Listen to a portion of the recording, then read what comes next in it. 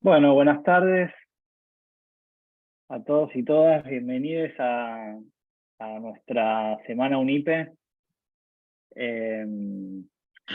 Vamos a dar comienzo entonces a esta actividad que venimos sosteniendo, por un lado, desde hace varias ediciones de la semana UNIPE virtual, con la coordinación de Darío Pulfer y yo, que veníamos trabajando con diálogos con historiadores.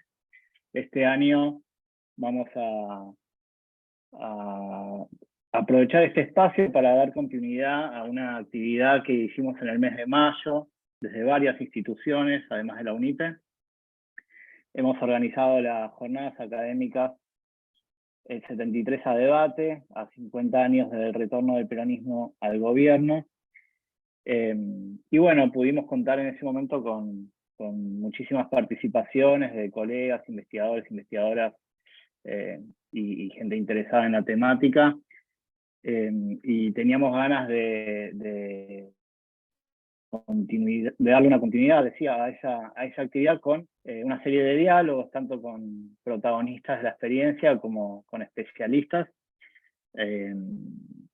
Así que bueno, este año se cumplen, además de los 50 años del retorno del peronismo, después de 18 años de proscripción, también se cumplen 40 años de democracia, y nos parecía interesante recuperar esa otra efeméride, ese otro retorno a la democracia, el de 1973, que no suele ser tan considerado. Así que bueno, saludar entonces desde este espacio, junto con el Grupo de Estudios sobre Peronismo de la Facultad de Ciencias Sociales de la UBA, además de la UNIPE, y el CEDIMPE de la Universidad Nacional de San Martín, en conjunto con el Instituto de Investigación Gino Germani. Bueno, hemos organizado esas jornadas, por eso le dimos el nombre de post-jornadas a este ciclo. El día de hoy vamos a tener la presencia de Daniela Slipa, que ahora igual ya va a ser presentada como corresponde. Pablo Garrido, también integrante del Grupo de Estudios sobre Peronismo, va a moderar y coordinar la actividad. Así que simplemente le voy a dar la palabra a él. No sé si Darío antes también quiere saludar. Estás muteado.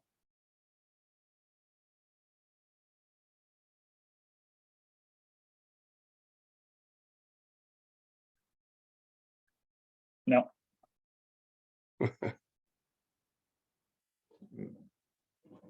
Ahora sí, a ver.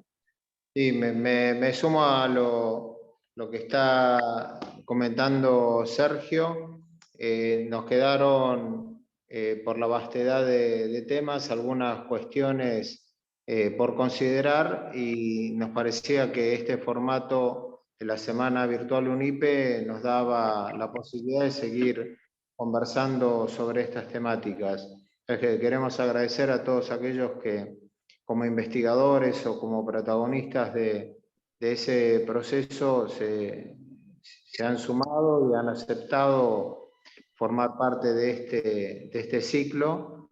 Solo invitarlos a la charla que sigue mañana, que van a tener a cargo Horacio Tarcus y Ana Trucodalmas, sobre la perspectiva de las izquierdas ante las elecciones y el proceso del año 73. Así que, sin más, le damos la palabra a Pablo para que presente a la expositora de hoy, a quien agradecemos muchísimo su disponibilidad. Bueno, agrego una cosita nada más. En general, la Semana UNIPE tiene muchísima visualización vía YouTube posteriormente a la realización, ya que queda todo subido a la nube. Así que para tenerlo en cuenta, que el público es muy ampliado respecto de los que estamos aquí. Y por último, otro aviso: yo voy a compartir en el chat un formulario para los asistentes, porque eso es lo que va después a habilitar a que reciban su certificado correspondiente. de haber asistido a esta actividad. Bueno, ahora sí, Pablo, todo tuyo. Bien, ¿qué tal? Buenas tardes a todos y todas. Bueno, como venían diciendo un poco Sergio y Darío, es de algún modo una continuidad, ¿no?, de la actividad que tuvimos en mayo, en donde tuvimos muchas presentaciones de ponencias, paneles, conferencias que abordaron distintas temáticas, desde políticas públicas, trayectorias, organizaciones, cultura, educación, economía, entre otros tópicos que se van a ir viendo reflejados durante la semana. Nos interesaba retomar hoy la cuestión de las organizaciones, y en particular una organización que sigue suscitando debates y discusiones. Y si decimos discusiones, y hablamos de montoneros, hoy día invitamos a Daniela Slipak. Daniela es doctora en estudios políticos por la Escuela de Altos Estudios en Ciencias Sociales, la École de Francia, y la Universidad de Buenos Aires. Es investigadora del CONICET y profesora de grado y de posgrado en la Escuela IDAES de la Universidad Nacional de San Martín y en la Facultad de Ciencias Sociales de la Universidad de Buenos Aires. Además, es coordinadora del Centro de Estudios Sociopolíticos de la Escuela IDAES. Sus temas y áreas de investigación abarcan la violencia política, la historia reciente y la teoría política. Es autora de las revistas Montoneras y de Discutir Montoneros desde adentro, ambos libros editados por Siglo XXI. Este último libro está acá por si lo quieren buscar después, lo mostramos, y vamos a tener la siguiente dinámica. Daniela va a hacer una exposición de aproximadamente 30 minutos. Dudas y cuestiones que vayan surgiendo las pueden ir anotando en el chat, después las retomamos y vamos a tener también un momento de preguntas, consultas y demás, ya sea por el chat o ya sea que cuando termine Daniela quieran habilitar sus micrófonos y hacerlas a viva voz. Daniela, si querés. Bueno, hola a todos y todas, buenas tardes. Bueno, muchas gracias a Darío, a Sergio y a Pablo por la invitación, por la presentación y por el interés. Y bueno, gracias a los y las oyentes y a los potenciales posteriormente cuando se reproduzca en YouTube la exposición y el debate. Bueno, voy a tratar de hacer una presentación sintética para, en todo caso, después dejar tiempo a la discusión, como dice el título del libro, que me parece que es lo más interesante. Les voy a compartir un Power que preparé. Si me dan unos segunditos.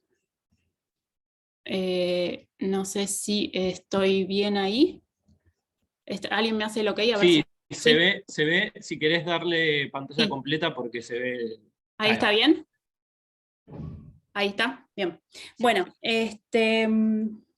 bueno, yo preparé una presentación sobre mis temas y mis problemas de investigación de los últimos años, que están ahí de alguna manera sintetizados en el libro que mostró Pablo recién. Y efectivamente lo que estuve haciendo en los últimos años, desde el 2016 más o menos, fue trabajar sobre los grupos disidentes, o sea, particularmente los grupos, no todas las, por eso agregué disidencias grupales para recortar aún más, ¿no?, el problema y el objeto de investigación. En los últimos años estuve trabajando sobre 4 disidencias grupales de montoneros, en particular tratando de interrogar cuáles fueron los orígenes de estos grupos disidentes, cuáles fueron las redes que lograron plantear, sedimentar o no, cuáles fueron las prácticas que desarrollaron, y cuáles fueron las discusiones que buscaron dar en relación a digamos, los que podríamos denominar las redes oficiales de montoneros, y en general sobre problemas como la violencia, la política, lo que entendían que era la política, lo que entendían que era el peronismo, cómo reconstruían esa tradición, y lo que entendían que debía ser la militancia en aras, ¿no?, digamos, orientada a hacer una revolución.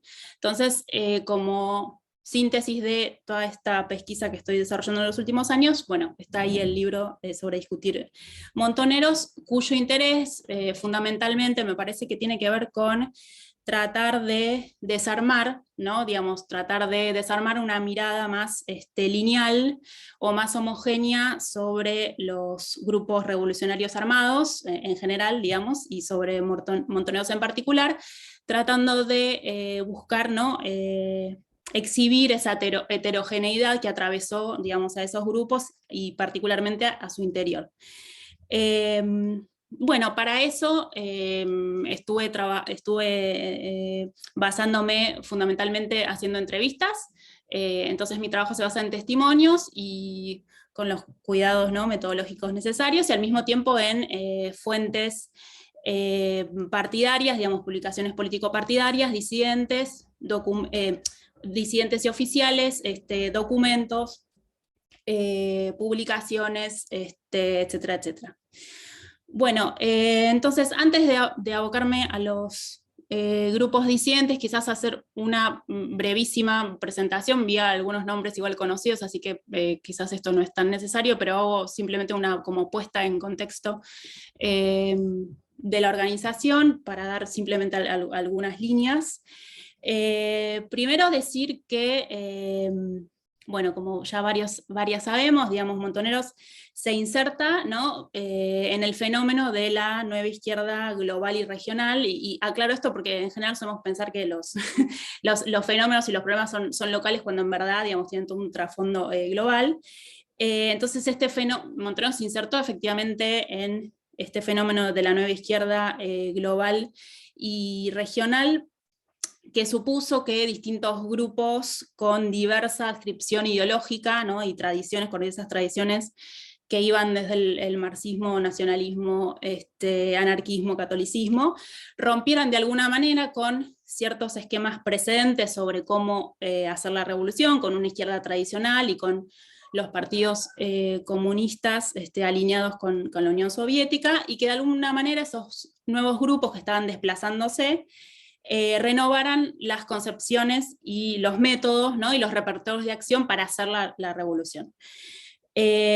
Solo una pequeña parte, como ya ha sido trabajado y aclarado por diversos estudios, digamos, solo una pequeña parte de esa nueva izquierda global, regional y local, digamos, decidió tomar efectivamente las armas, porque esa militancia fue mucho más vasta y diversa, digamos, y no toda se abocó a la estrategia de la lucha armada. Los militantes, digamos, que decidieron hacer eso, abocarse a esa estrategia, lo hicieron, si se quiere, para decirlo muy rápidamente a grandes rasgos, digamos, lo hicieron criticando o matizando, más bien sería la palabra precisa, matizando una concepción más bien insurreccionalista, ¿no?, digamos, de hacer una revolución a través de un conjunto de etapas, ¿no?, como sucesivas e ineludibles, y creyeron mucho más en una concepción voluntarista para hacer la revolución, que daba prioridad a la acción, ¿no?, digamos, a la fuerza que tenía la acción decidida y un conjunto de militantes, de hombres, mujeres, bueno, sobre todo hombres,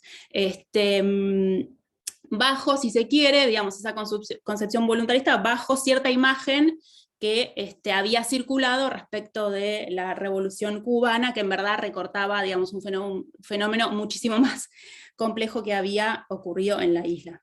Entonces, bueno, Montoneros se inserta en esa nueva izquierda global y regional, digamos, que solo una parte era esa nueva izquierda revolucionaria armada, y si bien, digamos, no se inscribió en el marxismo, salvo algunas ocasiones en donde dijo que el marxismo iba a ser tomado como un método de análisis, digamos, pero si bien no se inscribió en esa tradición del marxismo, estuvo atravesado por todas estas ideas, así como por la historia de violencia e inestabilidad política de nuestro país, de las décadas pasadas. Entonces, simplemente agregar algunas cositas más de este marco más general, que es que Montoneros se inscribió en esa tradición en el peronismo a partir del secuestro y el asesinato de Aramburu, y tras unos meses, digamos, en el marco de ese proceso de apertura electoral, digamos, que desembocó en las elecciones de marzo del 73, digamos, objeto de estas posjornadas.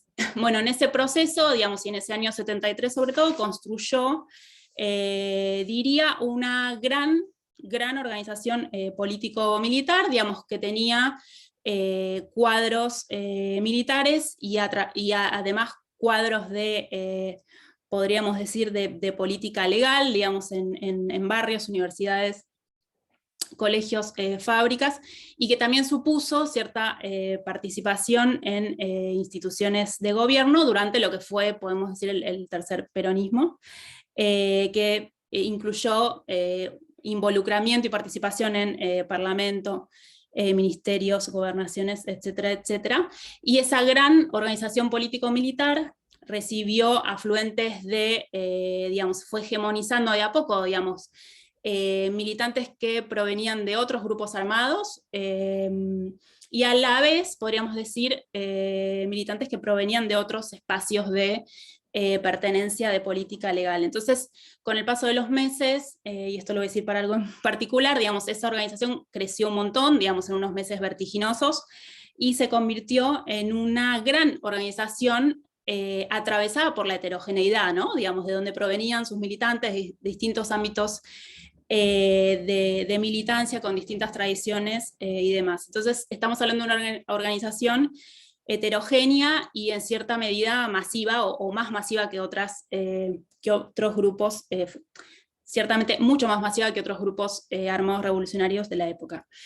Entonces, una cuestión que me parecía relevante indagar en esa vasta organización es básicamente cómo se dieron las discusiones respecto de cosas complejas, es decir, cómo en esa vasta militancia se articularon las discusiones sobre qué era hacer política, digamos, cómo debía pensarse en relación a la violencia que requería la propia revolución, cómo debían imbricarse la militancia legal con la militancia de los cuadros clandestinos, cómo debían conjugarse las distintas tradiciones ideológicas, digamos, o imaginarios en los que venían participando estos militantes, y sobre todo cómo hacer todas estas cuestiones en el marco de una coyuntura, como dije hace un ratito, sumamente cambiante, que pasó de gobiernos dictatoriales a gobiernos constitucionales, digamos, de ese tercer peronismo, y que terminó, digamos, en el terror de la dictadura, ¿no? De nuestra última dictadura de este país. Y además, digamos, cómo decir todas estas cuestiones que dije antes, teniendo en cuenta que la posición de Montoneros al interior del movimiento peronista fue cambiando, no sé si decir de a semanas, estoy exagerando, pero conforme pasaron los meses, ¿no? Digamos, cómo hacerlo con un tipo de vínculo con Perón y con otros actores del movimiento peronista, y cómo hacerlo también cuando los enfrentamientos al interior del peronismo se radicalizaron y también se nacionalizaron, como ha sido estudiado, hasta derivar todo ese proceso de espiral violento en lo que fue una situación de persecución durante el terrorismo estatal, con el salto cualitativo represivo, obviamente, ¿no? Bueno, entonces, de alguna manera, esto era como una puesta en contexto de Montoneros, aunque probablemente haya sido bastante obvia para algunos de los nombres que vi por ahí. Entonces, para entender cómo se dieron las discusiones en esta heterogénea militancia y bastante popular o masiva, también yo trabajo en el libro una cuestión que tiene que ver, que me parece que atraviesa todas esas discusiones, que tiene que ver con la cultura normativa, es decir, en cómo se podía discutir, cuánto se podía discutir, qué cosas se podían discutir. Entonces me parece importante también decir algunas cositas sobre que para hablar de las discusiones al interior del espacio de Montoneros habría que interrogar también cuál era la cultura normativa, digamos, si había una cultura normativa, cómo esa cultura se fue desplazando, si había también diferencias en términos sincrónicos al interior de los distintos ámbitos de pertenencia. Y efectivamente hay otros trabajos, digamos, sobre esto, tampoco tantos, pero hay otros trabajos sobre estos. Montoneros yo creo que construyó pautas normativas para los distintos militantes, ¿no? Digamos, sobre qué se debía hacer y qué no se debía hacer, digamos, cuáles eran las obligaciones, cuáles eran las prohibiciones al interior de esa militancia. en sus prácticas armadas, digamos, y un poco menos rígidamente en sus prácticas de política legal, y también cuáles son las obligaciones en otros aspectos de la vida de los militantes, como por ejemplo los aspectos más íntimos o familiares. Entonces, a lo largo de la década, digamos, de vigencia de Montoneros, Montoneros construyó esta cultura normativa de distintas maneras, ¿no? Como se construye toda norma, en verdad, que es a través de reglamentaciones y códigos formales de conducta. Montoneros tuvo dos, uno en el año 72 y otro en el año 75, pero también acompañó, digamos, esas construcciones normativas de esos códigos con otras publicaciones, con ciertas notas en sus publicaciones de amplia circulación, en otros documentos, y a través de un conjunto de prácticas cotidianas y permanentes al interior de la militancia. Hay que decir que, evidentemente, digamos, las pautas normativas eran distintas en los circuitos de militancia legal o en los circuitos militares, digamos, clandestinos. Eso, bueno, es evidente por la situación de clandestinidad y de compartimentación que requieren las actividades militares, pero en términos, voy a hacer una generalización, pero después podemos desarmarlo si quieren y discutir sobre ello. Digamos, Montoneros, en términos similares también a otros espacios, digamos, construyó una militancia de tipo integral, es decir, que contemplaba distintos tipos de actividades de la vida de esos militantes, digamos, que demandaba a su vez en general exclusividad, y cuando no había exclusividad en esa militancia y había en otras, quizás era visto como un problema, y que solicitaba al mismo tiempo esos modelos normativos y esa cultura normativa, conductas eficaces, disciplinadas, con cierta ética sacrificial más o menos seguida, digamos, depende de la situación, el ejemplo, conductas ejemplares y pasionales a la vez involucradas con la causa revolucionaria, ¿no? Y en este marco, según la reconstrucción que yo tengo de los testimonios y lo que se puede ver también en las fuentes escritas, digamos, había problemas para plantear los desacuerdos o las diferencias en relación a las decisiones tomadas o en lo que había que hacer, digamos, y había además poco margen, digamos, para la participación y la discusión de los militantes en las decisiones sobre el rumbo a seguir, porque se trataba evidentemente, y me refiero fundamentalmente a los espacios clandestinos, de espacios estructurados verticalmente, donde lo que se denominaban relaciones en términos nativos, relaciones horizontales, la horizontalidad, digamos, era muchas veces un problema, y las diferencias eran tomadas como un problema disciplinario, ¿no? Digamos, eran tomadas como un desacato.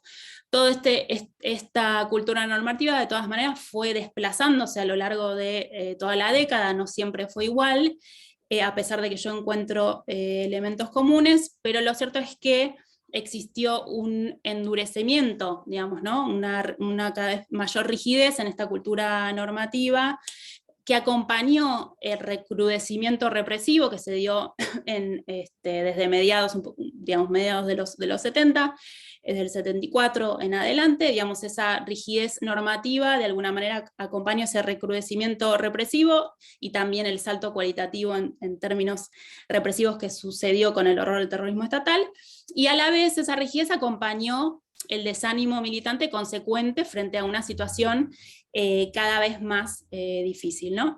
Entonces, en todo este marco de heterogeneidad y de al mismo tiempo de construcción de un espacio que tendía a ver como un problema la diferencia, mi pregunta de investigación fue, bueno, ¿cómo se procesaron los desacuerdos, cómo se procesaron las críticas, y cómo se enfrentó, digamos, cómo el espacio enfrentó la heterogeneidad de esa militancia que lo atravesaba?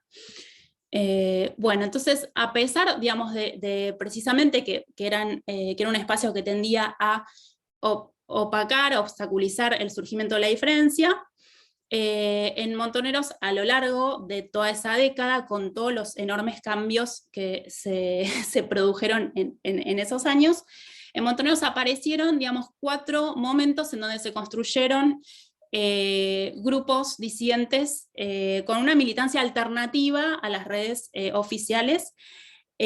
Cada uno de estos grupos surgió, insisto, en momentos muy diferentes, del vínculo de Montoneros con otros actores del peronismo, y con Perón en particular, digamos, y también en momentos del panorama nacional completamente diverso, y en momentos en donde la propia estructura montonera era muy distinta, ¿no? Entonces, no obstante, voy a tratar de llegar al fin de la exposición a marcar cierta posibilidad de mencionar una continuidad entre estos 4 grupos de pertenencia, digamos, alternativo a las redes oficiales.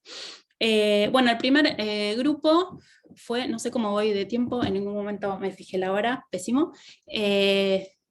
Vas bien, te quedan 15 minutos por lo menos. Bueno, el primer grupo que yo trabajo son los montoneros columna José Sabino Navarro, que se inicia, digamos, básicamente con los orígenes, ¿no?, de la propia organización, o de los propios montoneros, digamos, acompaña, ya ahí aparece el primer grupo disidente, porque surge entre el año 72 y en el año 73, que es el momento que había dicho antes de que se podría decir en términos nativos del engorde, digamos, de la organización, o de crecimiento de montoneros al interior del movimiento peronista y en la escena política nacional, ¿no?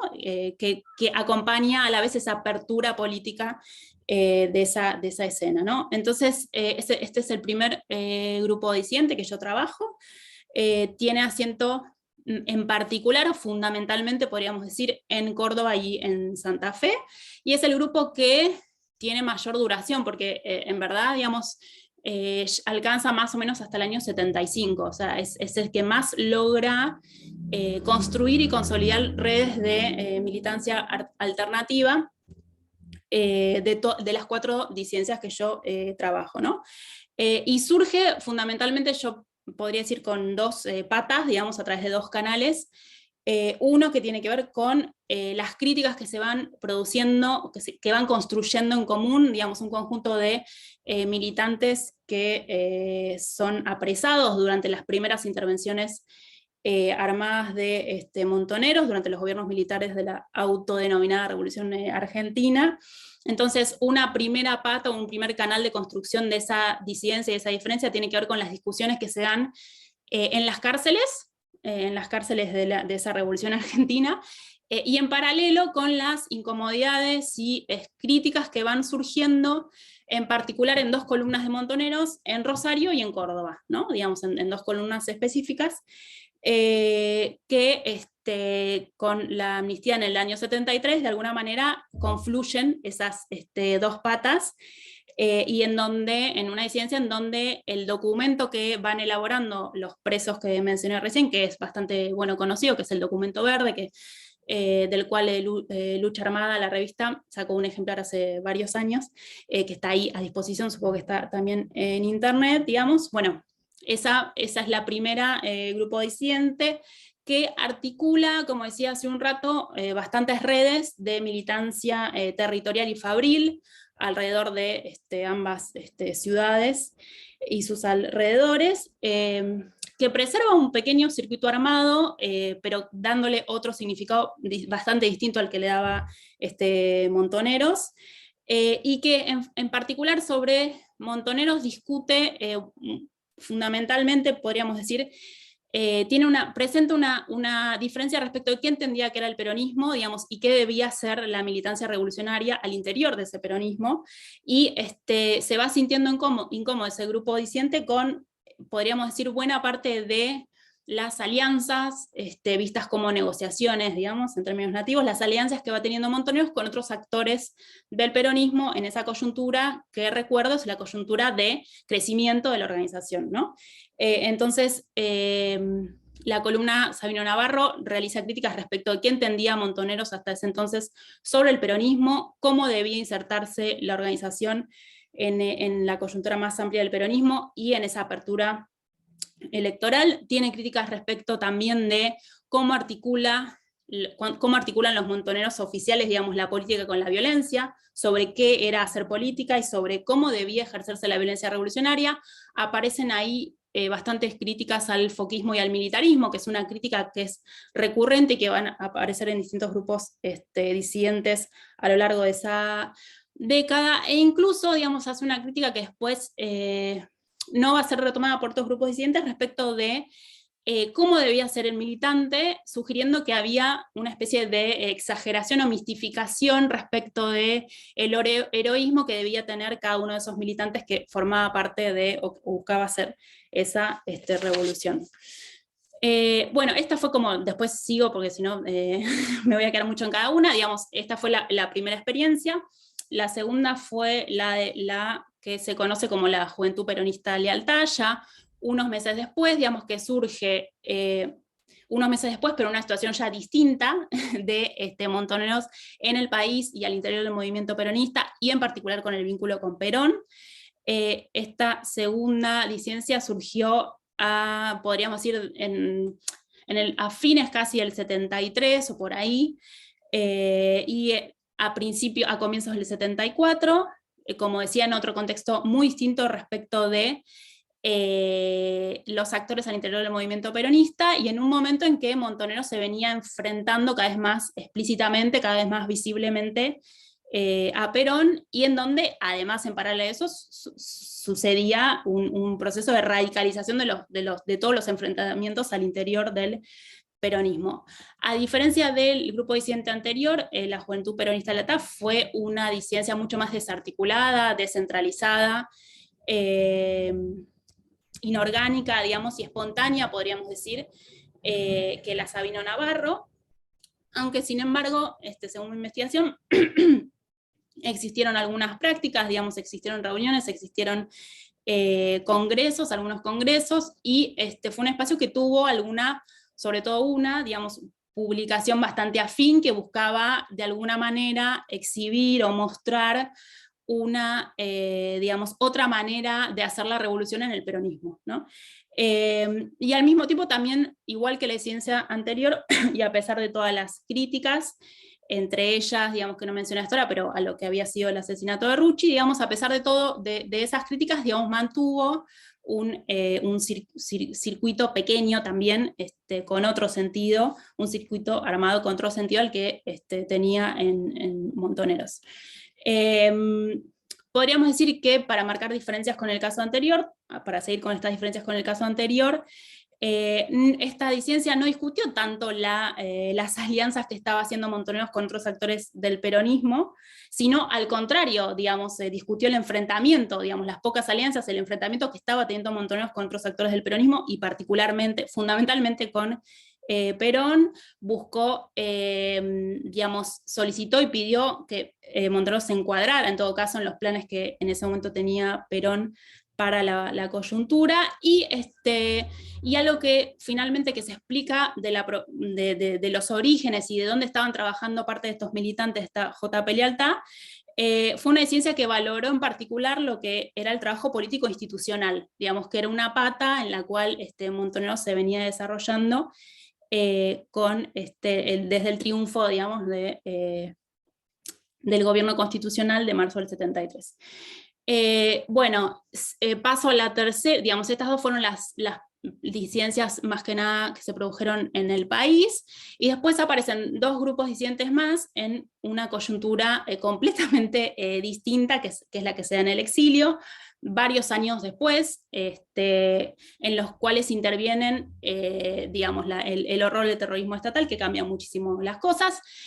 Primero tenemos el peronismo montonero auténtico, que surgió decía, en el exilio, en el año 79, en esa situación completamente distinta, con buena parte, con parte, digamos, de la militancia asesinada o detenida, desaparecida por el terrorismo estatal, y con la situación del exilio que se había dado primero inorgánicamente de los sobrevivientes, de los militantes sobrevivientes, y después que había decidido la conducción nacional en términos orgánicos salir de ese país y armar otros planes respecto a la situación con Argentina. Es cierto que esta tercera disidencia apareció justito antes del lanzamiento de lo que fue la última operación político-militar de Montoneros, que fue la contraofensiva, pero en verdad involucró discusiones y tensiones que se venían dando en algún territorio, digamos, desde el año 74 o el 75, y particularmente en lo que fue la llamada Columna Norte de Montoneros, y frente a esa situación de tensión que se venía dando con algunos militantes de esa Columna Norte, bueno, esa situación de tensión desembocó en esta ruptura en el año bastante tardía, en el año 79, a principios del año 79, a la que se sumaron otros militantes disconformes con la política de la conducción nacional desde el exilio y con esa contraofensiva. Ya estamos hablando de muchísimos menos militantes, es evidente, pero es una disidencia que de alguna manera, bueno, escribió sus propios documentos, digamos, dio sus discusiones, tuvo alguna que otra publicación y algún que otro participante ahora con cierto protagonismo en la coyuntura actual. Y a la vez esa disidencia logró hacer algunas, podríamos decir, algunos viajes de regreso, digamos, para difundir los planteos que estaban haciendo en su momento. Y retomaron varias de las discusiones anteriores que dieron los dos grupos disidentes, y también le sumaron un fuerte reclamo sobre la falta de participación de los militantes en las decisiones colectivas, la no realización y la promesa siempre diferida que tenían los superiores de realizar un congreso partidario para discutir los representantes y los planes a futuro. Y a entonces impugnaron esa falta de participación de cómo se gestionaban las decisiones al interior de la militancia, le sumaron esta acusación de militarismo, de foquismo, que ya habían hecho hace varios años la columna José Sabino Navarro, y al mismo tiempo un elemento para mencionar es que recuperaron, hicieron circular los documentos críticos que había escrito Rodolfo Walsh a fines del año 76 y principios del año 77, y que la conducción nacional había desestimado a pesar de hacer circular la famosa carta de Walsh a la Junta. Bueno, y finalmente, para terminar este recorrido rápido, tenemos el grupo Montoneros 17 de octubre, que surgió... Tranquila, que estás bien de tiempo, si te querés, querés ir tranquilo, sí. Bueno, digo algo, voy a paso, listo, digo algo sobre el último grupo, después digo algunas cosas más generales y abrimos para discusión, que quizás es más interesante que yo hablando así. Entonces, bueno, después tenemos el último grupo disidente, que es Montoneros 17 de octubre, ahí les fui poniendo, digamos, en el Power, digamos, algunas imágenes relativas o documentos a estos grupos disidentes, en el anterior también, no sé si se vio, digamos, pero bueno. Entonces decía, el último grupo es Montoneros 17 de octubre. No estoy diciendo nombres específicos de cada grupo, porque me parece que lo más importante son los procesos políticos colectivos, pero después también podemos abrir sobre eso. Que bueno, Montoneros 17 de octubre surge ya, podríamos decir, casi en el momento de desarticulación de lo que fue Montoneros, digamos, como actor interviniente en la política argentina de peso, digamos. Surgió a fines del año 79 y comienzos de 1980. Fue la disidencia que en parte debido a ese proceso de desarticulación, digamos, de la organización, fue la disidencia que se separó, que rompió más, incluso pacíficamente, sin mediación de amenazas, como había sido amenazas de muerte, como había sido el caso de la disidencia anterior del peronismo montonero auténtico. En Montoneros 17 de octubre se separa formalmente a través de un documento en el cual aparecen todas las firmas de quienes están acordando esa separación, más allá de que los términos de ese acuerdo habían tenido varias escenas de tensión, digamos, al respecto. Fue una disidencia que también tuvo sus publicaciones afines y también tuvo sus actividades en el marco del exilio, en particular en México, en España y fundamentalmente en Nicaragua, digamos, en paralelo o participando de alguna manera del proceso que estaba ocurriendo con la insurrección del FSLN. Y una particularidad de las discusiones que dio este grupo tiene que ver básicamente con que incorporó, digamos, una perspectiva ya en ese momento insurreccionalista que estaba sucediendo un poco a la luz de lo que estaba ocurriendo en Nicaragua y en Irán, digamos, cierto que estaba sucediendo a la par de lo que sucedía en otros grupos revolucionarios, de cierto desplazamiento en las maneras, nuevo desplazamiento en las maneras de pensar y de intentar hacer la revolución. Fue una disidencia que discutió nuevamente el militarismo, lo que llamaban el autoritarismo de la conducción nacional o la falta de participación de los militantes en la toma de decisiones colectivas, y que al mismo tiempo también puso o abrió la duda de manera bastante ambigua, si se quiere, respecto de lo que significaba, lo que implicaba, lo que había implicado esta operación de la contraofensiva. Entonces, fue una disidencia que de manera ambigua, sin embargo, insisto, pero que abrió cierta duda sobre los sacrificios heroicos que debía demandar la revolución. Porque, bueno, aclaro que la contraofensiva tuvo un montón de, fue acompañada de un montón de asesinatos, detenciones, desapariciones, y ese número generó cierto impacto en la propia militancia y abrieron una duda respecto de si era o no necesaria tanta pérdida en pos de la revolución, es decir, abrieron una duda sobre los sacrificios que comportaba la revolución, y en ese sentido me parece una discusión bastante de frontera, porque era un punto que antes no había sido discutido, y también abrió la duda sobre algunas de las muertes posibles y asesinatos que requería esa operación de la contraofensiva. Entonces, si se quiere, yo inserto de alguna manera este momento donde las creencias se desplazan y se abren dudas sobre certezas anteriores como un espacio de frontera entre tipos de imaginarios, entre el ingeniero revolucionario y el que vendría posteriormente.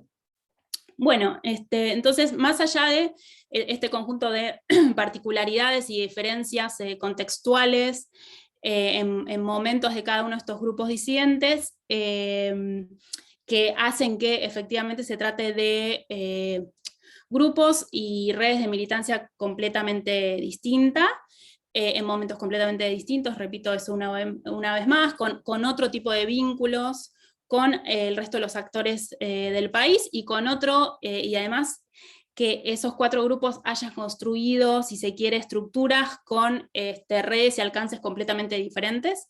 Sin embargo, quisiera reseñar, aunque sea algunos puntos comunes, que son los siguientes, digamos, que es que, buena parte de estos procesos de ruptura, de alguna manera, comienzan con intentos de autocrítica o intentos de llevar una discusión, pero desde el interior del espacio, y que son procesos de ruptura que en verdad se precipitan, digamos, más que nada por las reacciones disciplinarias por parte del oficialismo o de los superiores, ¿no? Que tienden a o desestimar o ignorar o penalizar, depende del momento, digamos, cómo lo hacen, de eso podemos hablar también después. Pero que es la dinámica que sea con el propio oficialismo el que convierte una situación inicial de desacuerdo de crítica que intenta mantenerse dentro de las fronteras del espacio, que la convierte en una ruptura que lleva a construir redes de militancia alternativa, digamos. Es la propia rigidez del espacio para procesar estas diferencias que hace que surjan finalmente estos 4 grupos alternativos. Otro punto en común tiene que ver, quizás es una novedad, pero me parece que no está mal recordarlo, que es que para todos estos grupos disidentes en ningún caso se trató de impugnar el horizonte revolucionario, de abandonar, digamos, las banderas revolucionarias, y tampoco de dejar de concebir que la violencia en determinadas situaciones era legítima y que por tanto la violencia podía ser revolucionaria, sino que más bien son discusiones en las cuales se plantean distintas maneras de pensar el vínculo entre lo que se considera que es la política y lo que se considera que es la violencia, ¿no? Digamos, distintas maneras de pensar la articulación entre violencia y política, distintas maneras de pensar el peronismo y distintas maneras de pensar la dinámica militante al interior de ese espacio de pertenencia, ¿no? Lejos de existir acuerdos últimos sobre todas estas cuestiones, lo que muestra el estudio de los 4 grupos disidentes es que hay muchísimas discusiones sobre estas cuestiones que son contemporáneas a los propios acontecimientos, digamos, que no suceden de manera retrospectiva, sino que acompañan la propia acción militante y que desarman cualquier tipo de aproximación que nos permita, que nos haga creer que hay una sola voz oficial en las redes montoneras. Y en tercer lugar diría que en buena medida y se entiende, digamos, en aras de continuar, digamos, con el horizonte revolucionario, mantener en alza el faro revolucionario, digamos, estas 4 disidencias elaboran esquemas interpretativos sobre el derrotero de Montoneros, sobre el futuro y los planes de Montoneros, y sobre el presente de Montoneros, que tienden a, me parece, a simplificar, en aras de mantener ese horizonte revolucionario, a simplificar problemas que les estaba devolviendo la experiencia, muchos de esos problemas de difícil o irresoluble, o problemas de difícil o imposible resolución, ¿no? Entonces, en general, esos esquemas interpretativos de esos grupos disidentes tienden a acentuar la responsabilidad de las cúpulas dirigentes, y recortar esa responsabilidad respecto de las participaciones la responsabilidad de los propios militantes, es decir, tienden a pensar que el problema son las cúpulas y tienden a opacar que se trata de un espacio de militancia compartido, más allá de las distintas jerarquías.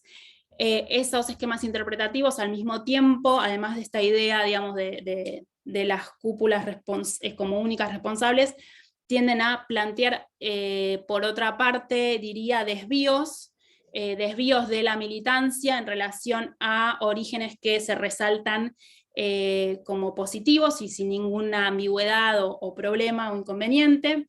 A la vez, esos esquemas interpretativos tienden a establecer dicotomías que desdibujan procesos completamente imbricados, digamos, y ambiguos, es decir, esos esquemas interpretativos disidentes tienden a plantear dicotomías entre política y violencia, cuando a veces las cosas eran de difícil separación y estaban mezcladas todo el tiempo. Tienden a establecer una dicotomía, como si fuera fácil de determinarlo, entre una violencia militarista y foquista, y por otro lado, digamos, una violencia popular, cuando también es muy difícil de determinar cuáles son esos criterios. Y en definitiva, digamos, un conjunto de dicotomías que tienden a oscurecer y aliviar, diría, por la propia práctica política, las imbricaciones, los problemas, los grises y las ambigüedades que la propia experiencia revolucionaria estaba devolviendo. ¿Y por qué me parece interesante restituir en parte estas simplificaciones? Porque muchas veces en la memoria social y política son estas figuras más simples, digamos, más dicotómicas, que alivianan los problemas de la experiencia, las que, bueno, se utilizan para reconstruir esos procesos. Entonces, en buena medida, estas figuras más simples son las que aparecen en determinadas reconstrucciones de la memoria social y política, y algunas veces también incluso en la bibliografía de tipo académico. Entonces, por eso me parecía interesante historizar, digamos, esas figuras y resituarlas en el marco de los propios debates que dieron los propios grupos disidentes en el momento, digamos, que ocurrieron esos acontecimientos, y no tanto después. Bueno, creo que más o menos dejo acá, así que muchas gracias por la atención y soy todo oídos a los debates que quieran que demos. Muchas gracias, Daniela, muy bueno. Te están aplaudiendo la gente en sus casas, pero viste que en la virtualidad es difícil eso. 2 comentarios ahí abajo. Bueno, uno primero preguntan por el registro. Esto queda, Sergio lo dijo al principio, pero lo reiteramos, queda en el canal de UNIPE, de YouTube, en el canal de YouTube de UNIPE. Y abrimos a preguntas. Si quieren poner en el chat sus consultas, si alguien quiere abrir el micrófono también se puede. Acá ya Luis recuerda la disidencia de la Columna Norte, que está en el libro, aparece vinculada con el peronismo montonero auténtico. Ahora, si quieren sumamos alguna otra consulta, si hay, ya le doy la palabra a Daniela por lo que quiera ahí mencionar sobre esa disidencia incipiente o como le querramos decir. ¿Alguna otra? O, bueno, Daniela, si querés ir arrancando y mientras pueden ir escribiendo si hay otra consulta. Sí, bueno, mencionar que no sé quién hizo la aclaración, le agradezco, Luis, ¿puede ser? Luis Conde, sí. Luis, bueno, muchas gracias Luis por el comentario. Sí, efectivamente, como yo me concentro en verdad en las disidencias grupales que de alguna u otra manera formalizaron, digamos, una ruptura con el oficialismo montonero y construyeron redes alternativas. Entonces, las constantes tensiones que efectivamente hubo en la Columna Norte a través de un conjunto de militantes y que se dieron efectivamente por diversos motivos y que llevaron a situaciones de enfrentamiento. Como digamos, no hubo una ruptura, según lo que pude reconstruir, una ruptura formal en el país, digamos, en el territorio, sino que en parte parte de esos militantes fueron, bueno, se exiliaron, digamos, a través de distintos canales, se exiliaron y de alguna manera se reinsertaron en las redes oficiales de Montoneros y concretaron esa ruptura recién a principios del 79.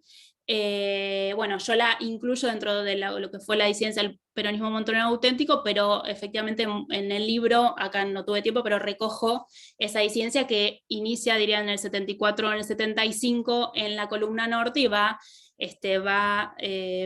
desplazándose hasta romper formalmente a inicios del 79 y en el marco de la contraofensiva, pero que recoge tensiones anteriores.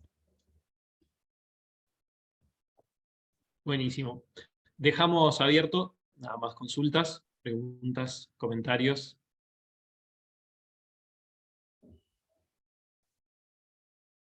Bueno, yo hago una. Daniela, muchas gracias. La verdad que súper interesante lo que trabajaste y la presentación. Yo me hice del libro recién el sábado, así que tengo leída solo la introducción, así que pido disculpas por si mi pregunta se responde sola en un momento posterior del libro. Ahí planteas en la introducción que ciertos discursos actuales, ¿no? De los últimos 20 años, pero digamos posteriores a los acontecimientos, o ciertas memorias, en el espacio público, digamos, tiene una mirada crítica respecto de Montoneros que en muchos casos no son nuevas, sino que ya estaban esas mismas críticas en las propias rupturas de las organizaciones. Mi pregunta es, ¿cómo pensás esa relación, digamos, entre aquellas críticas realizadas en el momento y las memorias posteriores, ¿no? Teniendo en cuenta que son de registros diferentes, ¿no? En su momento las críticas tienen que ver con una posición política que genera justamente organizaciones, como vos mostrás, y las lecturas a posteriori tienen otro tipo de objetivos y de efectos en el espacio público. Pero ¿cuál es la relación, digamos? ¿Las memorias se basan en aquellas críticas contemporáneas a la experiencia o simplemente encontrás similitudes? No, yo creo que cambian las décadas, cambian los contextos, cambian las situaciones, entonces sería necio de mi parte decir que hay una continuidad, digamos, porque estamos hablando de un lenguaje político distinto, ¿no? Pero lo que me interesaba en el libro, en todo caso, es reconstruir, restituir, digamos, las propias discusiones que que atravesaron los acontecimientos bajo un poco discutiendo una idea que podemos llegar a tener de que las críticas aparecieron recién, vos no lo mencionaste, pero con esa palabrita nativa, digamos, que es propia de los protagonistas, que es con la idea de derrota. Entonces, tratando de discutir esta idea de que en verdad las críticas fueron retrospectivas y aparecen, digamos, cuando de alguna manera el faro de esa revolución, ¿no? Hay muchas revoluciones posibles, el faro de esa revolución armada, digamos, es derrotado. Entonces, para discutir la idea de que esas críticas o discusiones son más bien retrospectivas, me interesaba restituir cuáles fueron las discusiones contemporáneas a la experiencia. Yo diría que yo no lo trabajo, digamos, porque los años que yo trabajo para hacer series son los de los años 70, son esas discusiones contemporáneas, y en todo caso las discusiones retrospectivas de los 80, los 90 y en adelante serán, bueno, es como es otro libro, digamos, me parece, ¿no? Entonces ahora voy a simplemente decir más reflexiones, pero es cierto que yo las traigo para marcar que muchas discusiones sobre, por ejemplo, digamos, que marcan una diferencia abismal entre la cúpula y el resto de la militancia, o que marcan que el problema es el militarismo y el foquismo, bueno, que todas esas discusiones, en todo caso, fueron habilitadas, sería creo que un término cauto, fueron habilitadas, digamos, o iniciadas por parte de los protagonistas en el transcurso de esa experiencia que estaban desarrollando, o sea, en el marco de su propia acción política. Entonces me interesaba restituir un poco, historizar esas discusiones y ver de dónde surgen, sin desestimar que, por supuesto, después la memoria social y política es creativa, ¿no? Digamos, va haciendo su trabajo y sus desplazamientos, pero simplemente muchas veces, para discutir esta idea de que estas críticas aparecen recién con la desarticulación y de ese imaginario, bueno, restituir que existieron un montón de discusiones sobre cómo articular la violencia y la política, qué era el peronismo, cómo hacer la revolución, en el transcurso de los propios acontecimientos, que hacen que, bueno, se trate de una acción política atravesada, digamos, por la propia discusión, aunque se tienda a olvidar eso. Después, cuánto van cambiando, digamos, en qué marcos de lenguajes políticos se inscriben las críticas retrospectivas, bueno, eso sería como otro libro, que lo podría, para mí estaría buenísimo, pero creo que eso ahí ya, bueno, se va un poquito de mi recorte, pero en todo caso las discusiones retrospectivas yo las uso para darle pertinencia, ¿no? al objeto, a las discusiones contemporáneas, y restituir, si se quiere, el camino que en su momento abrieron esas discusiones contemporáneas, y que a veces sucede que en las décadas siguientes algunas de esas discusiones mantienen los mismos términos que en el momento en donde ese faro revolucionario todavía estaba vigente, ¿no? Era una puerta y una posibilidad en la que esos actores creían a full. No te respondí igual mucho, pero bueno, algo hice. Sí, gracias. Para mí estuvo muy bien. No sé, Sergio dice que sí con la cabeza también. Leo otra consulta que está en el chat de Carlos Ignacio Custer. Nacho, te manda un saludo y una felicitación, aclara que está en un bar, por eso escribe, y que hace la pregunta sin haber podido conseguir el libro todavía, pero es al respecto de la rigidización normativa de Montoneros.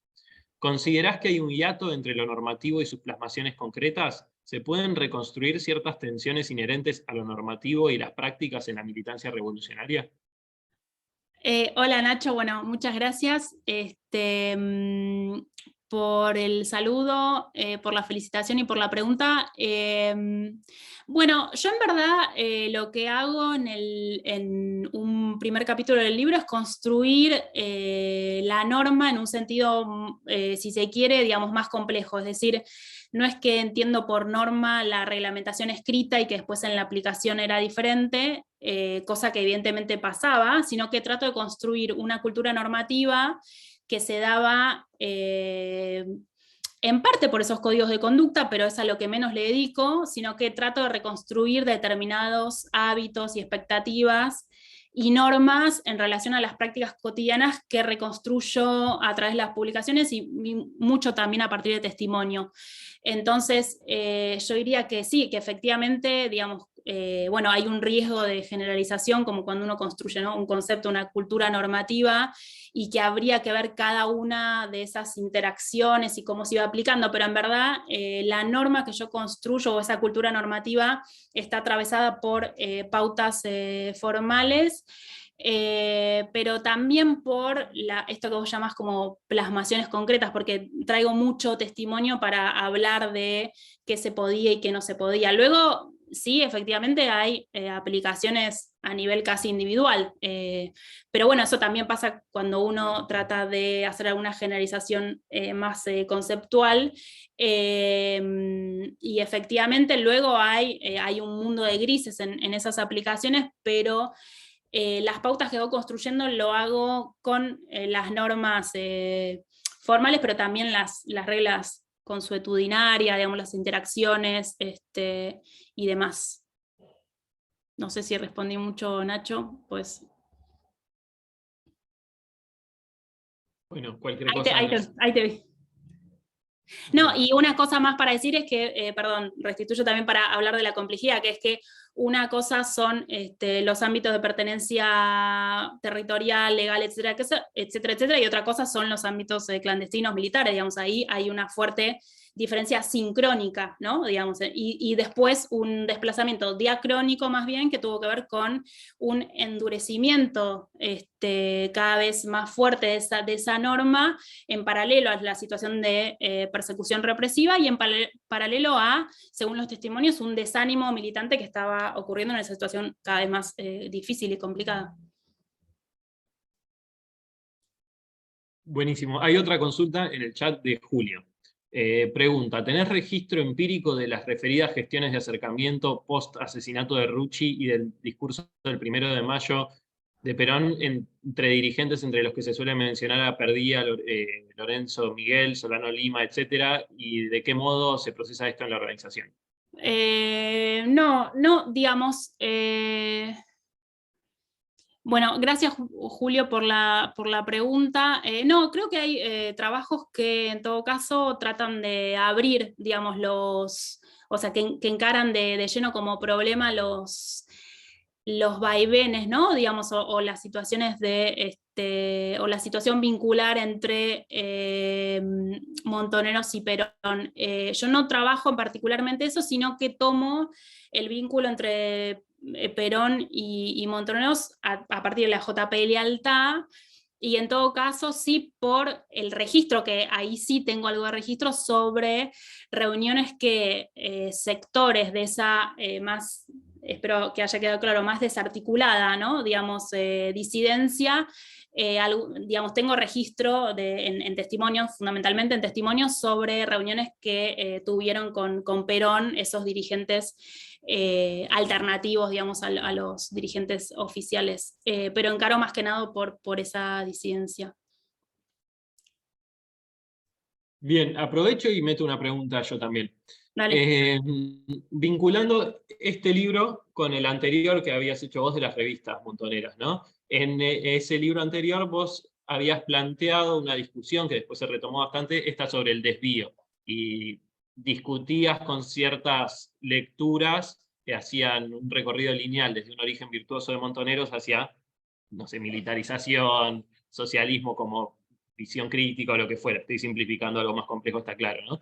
Pero acá reaparece por momentos, entonces te quería hacer primero la consulta sobre si vos te estás armando una obra pensando continuidades de Montoneros y cómo estás pensando en seguir eso por un lado. Y el otro, también relacionando los dos libros, es ¿qué notaste en la diferencia entre usar revistas como fuentes privilegiadas y los testimonios acá, digo, entre la organización relatándose en aquel momento y hoy día ex militantes relatando una experiencia pasada? Bueno, gracias Pablo por las preguntas súper interesantes. Primero, creo que los libros deberían caducar en su autoría, digamos, después de unos 5 años. Prescribe la autoría. Bueno, ahí me perdí sobre una pregunta, pero vuelvo a esto. A ver, sobre la idea de desvío, te podría decir que efectivamente aparece en el libro anterior, y con este libro creo que te podría decir que que podríamos historizar esa idea de desvío, es decir, que esa categoría, digamos, para explicar el derrotero de Montoneros, que supone que en un momento aparece algo así como un desvío, ¿no? Un desplazamiento respecto del horizonte revolucionario que se podía seguir, se entiende, digamos que esa idea de desvío se entiende en el marco de una discusión política sobre qué se hizo, qué se está haciendo y qué hay que hacer. Es decir, que me parece que esa idea de desvío, por lo menos según mi investigación, es claramente una idea nativa que surge de los propios protagonistas de la experiencia. Entonces, creo que tiene cierto valor restituir de dónde proviene, y en todo caso después cada quien evaluará si sirve o no sirve para explicar, digamos, los acontecimientos, pero que en todo caso lo que te podría decir después de este libro es que efectivamente y que es razonable respecto de las discusiones políticas que los actores políticos van teniendo, ¿no? Digamos, tratar de identificar lo que se conciben como errores, como partes de un desvío respecto de cuál es el rumbo legítimo de esa revolución. Es razonable, digamos, ese argumento, pero te diría que es más que nada, para mí por lo menos, un argumento nativo, es decir, que viene de los propios esquemas de interpretación de los militantes. Creo que respondí la primera parte. Y la segunda es que sí, efectivamente es distinto trabajar con tipos de fuentes, son fuentes completamente distintas. Una cosa es la fuente escrita, digamos, y otra cosa es, yo tomo fuentes escritas en este segundo libro, pero le sumo mucho testimonio, como decía recién en relación a la pregunta de Nacho. Entonces te podría decir que ciertamente creo que en el primer libro, a pesar de que hay un capítulo dedicado a ver 2 publicaciones disidentes, en el primer libro hay una construcción más lineal, digamos, de ese imaginario revolucionario, de esa subjetividad revolucionaria, y en este segundo libro, para usar un término nativo, autocriticándome, traté de abrir un poco las diferencias y las discusiones que atravesaron esa experiencia. Así que creo que digamos, llegué a lados distintos. Probablemente quizás las discusiones se me ocurrieron atravesar, digamos, restituirlas después de haber escrito el primero. Pero bueno, ya, como dije al principio, ya no es ni mi libro, así que ya no me acuerdo qué puse. Bueno, gracias. Ahí hay otra pregunta en el chat de Luciano Campetela, sobre el libro anterior precisamente. Dice, me parece interesante que el nombre de la publicación de la JP Lealtad recupera el sintagma nominal que designaba el proyecto político de Perón en su tercer gobierno, Reconstrucción y Liberación Nacional.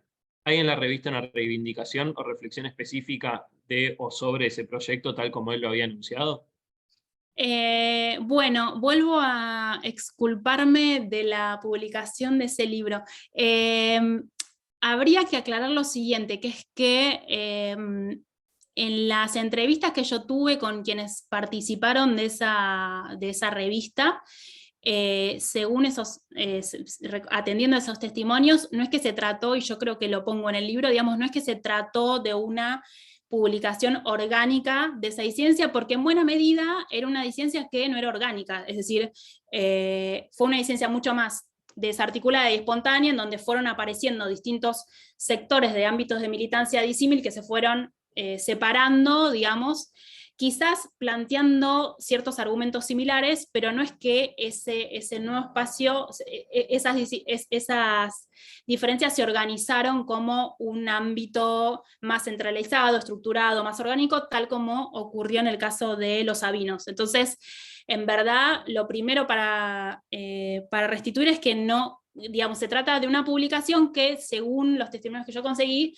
se trataban de exhibir, digamos, de aportar, de exhibir algo de esas discusiones que estaban sucediendo entre las redes que habían atravesado Montoneros y cómo había que posicionarse frente a Perón. Entonces, lo primero es decir, bueno, no era una publicación orgánica como quizás sí lo era en el caso de otras publicaciones. Y después decir...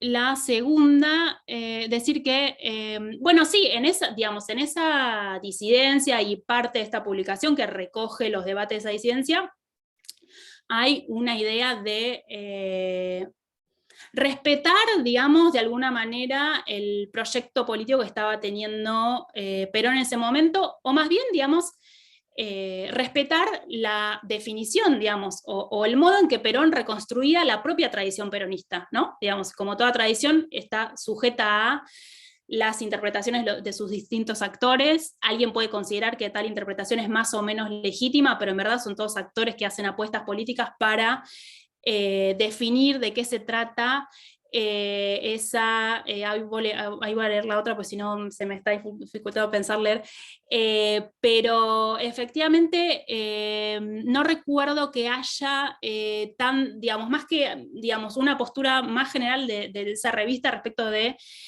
alguna manera, respetar los planes de Perón, decir, por ejemplo, no me arriesgo, además esto queda grabado, digamos, pero la importancia del pacto social, digamos, y de algunas de las matrices que Perón iba definiendo para ese proyecto y ese gobierno político, sí había una voluntad por sostener, digamos, esa idea. Y en el mismo sentido se puede leer también el apoyo que la propia revista hace al gobierno de la sucesora de Isabel, digamos, de Estela Martínez, con un poco la misma impronta de respetar el gobierno de ese entonces y el proyecto que estaba teniendo Perón. No sé si algo respondí. Sí. Sí. Las voy leyendo en voz alta por el registro de YouTube, más que nada. Sí. Y las demás pueden ir mirando también. Luis Conde hace un comentario, ahí agradece Luciano diciendo que sí. Luis Conde hace un comentario, no una pregunta en este caso, dice: me parece importante el papel de Perón y su política antimontonera ya desde Seiza. Insiste en que le parece. Y no sé si querés retomar. Y acá hay una pregunta de Darío Pulfer. Más allá del análisis grupal, ¿podrías mencionar a los referentes principales de cada disidencia o de los diferentes núcleos que formaron parte de alguna de ellas? ¿Hay información cuantitativa del volumen de cada decisión? Dificilísima. Cuantitativa. Bueno, son impresiones, ¿no? Digamos, con el tema de los números siempre es como muy complejo, pero me parece que tanto, no te podría dar, o sea, no me voy a animar dado Darío, gracias por la pregunta que va a quedar grabado, además no me voy a animar a darte números, pero sí podemos hablar de determinadas redes. Entonces, en el caso, yo diría que la primera, digamos, es una disidencia que tiene sus militantes que sobre todo trabajan en la zona de Rosario y de Córdoba. No quiero dar números, pero bueno, son algunas redes que vienen de 2 columnas, y a los que de 2 columnas en particular, digamos, que venían trabajando en esa zona, y a los que se suman los presos que quedan en libertad en el 73, algunos de esos. Diría que la segunda es, probablemente sea, ahí te dejo a Pablo que me leas esa segunda, porque si no me esa pregunta. La JP Lealtad sí creo que es probablemente de las disidencias más populosas, digamos, ¿no? Con mayor participación de militantes.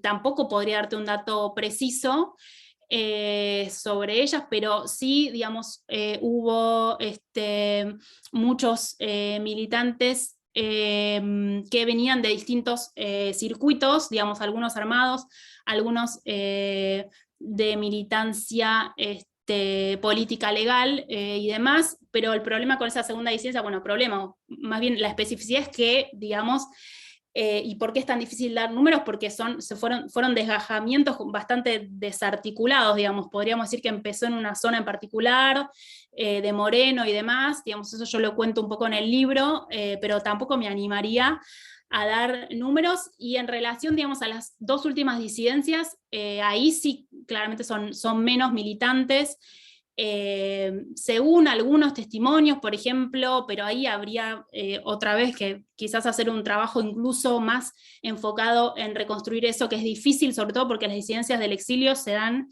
en situaciones de clandestinidad, de persecución, en el exilio, en diferentes países del exilio, con todas las complejidades metodológicas que eso tiene, pero según algún que otro testimonio, quizás, por ejemplo, la disidencia encabezada por Galimberti, que fue la tercera del peronismo montonero auténtico, Galimberti y Hellman, podría haber llegado a una treintena, digamos, pero son, en verdad, estoy haciendo lo que no quiero hacer, que es dar datos precisos sobre la cantidad de militantes, digamos, cuando en verdad lo que me interesa más, a mí por lo menos, es reconstruir las discusiones que cada uno de estos grupos dieron y abrir un poco un esquema más lineal sobre qué es lo que pensaba la organización sobre el peronismo, sobre la violencia, sobre la política, y en todo caso, a la luz de esas discusiones, bueno, reponer algo de ese contexto y cómo se conformaron esas redes.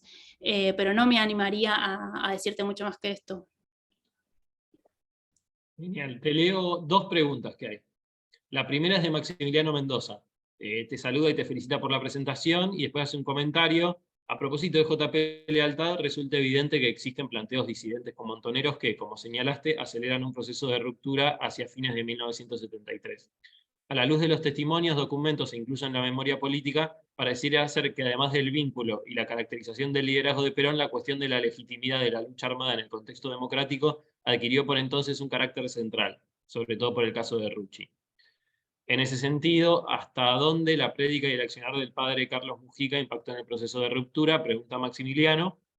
Y Cecilia Gascó, Ceci, agradece por la exposición también, y dice, te pregunto algo vinculado a la última parte de lo que compartiste para llevar el relato historiográfico a la esfera pública. ¿Cómo crees que puede dialogar tu libro con libros de otros géneros que abordan también la historia de montoneros y que ponen en circulación otros tipos de relatos sobre la organización? Bueno, a ver si puedo dar cuenta de algo. En relación a la discusión sobre el caso de Rucci, sobre Perón, y sobre qué hacer con la lucha armada en un gobierno constitucional, me animaría a decir. Sobre todo, efectivamente, digamos, hubo una discusión al respecto. Yo diría que de todas las disidencias fue la que más impugnó, también por otro contexto, ¿no? Digamos, la que más impugnó el uso de la violencia como parte de esa política, efectivamente, y el caso de Rucci es un ejemplo que también se entiende, digamos, insertando a Rucci en parte del proyecto de poder que tenía Perón, digamos, y los planes que tenía Perón, ¿no? Digamos, son las dos cosas, es por un lado la violencia, pero también es no acordar con el asesinato de Rucci porque de alguna manera era no acordar con los planes de Perón. Pero si tuviera que decir, efectivamente, digamos, esa fue la disidencia que más impugnó la lucha armada como parte de la política. Pero, como yo dije en la exposición, digamos, tampoco era tan lineal. Es decir, y eso se ve en los testimonios, digamos, que hay muchos que directamente, algunos me dijeron que no, tampoco era tan relevante lo de la violencia, digamos, sino más que nada el lugar de Perón. Y también lo que se ve en las publicaciones y en los documentos, yo diría que si bien es la disidencia que más se distancia del uso de la violencia que estaba teniendo Montoneros, al mismo tiempo no es una disidencia que deja de creer en que la violencia en determinadas situaciones es parte de un proceso legítimo para hacer la revolución.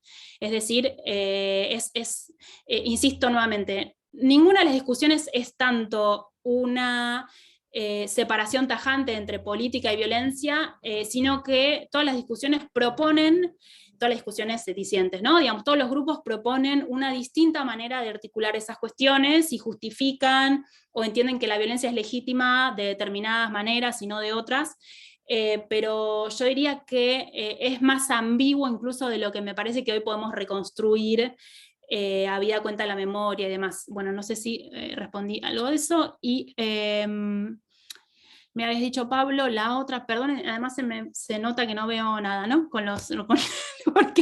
Cecilia te preguntaba por la relación. Y si les parece, hacemos la última, que después tenemos que ir cerrando.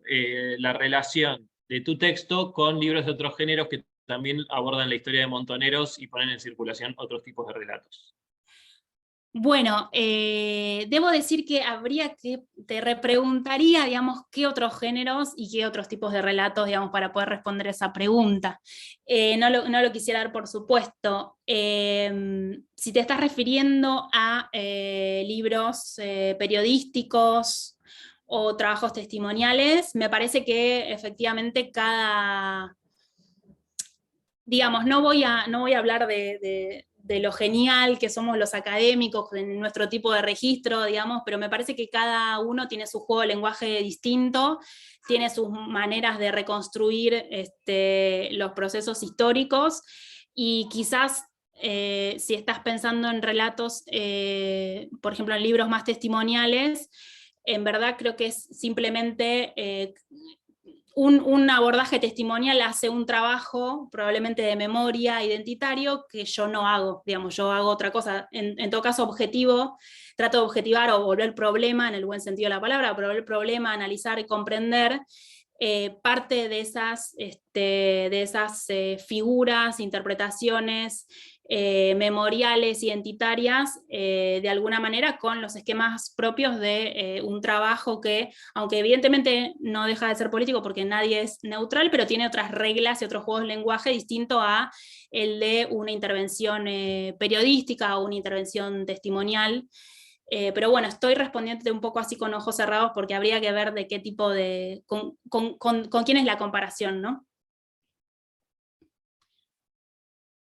Bien, si les parece, vamos redondeando. No sé, Daniela, si vos tenías, si te quedó algo en el tintero que quieras decir o algo puntual.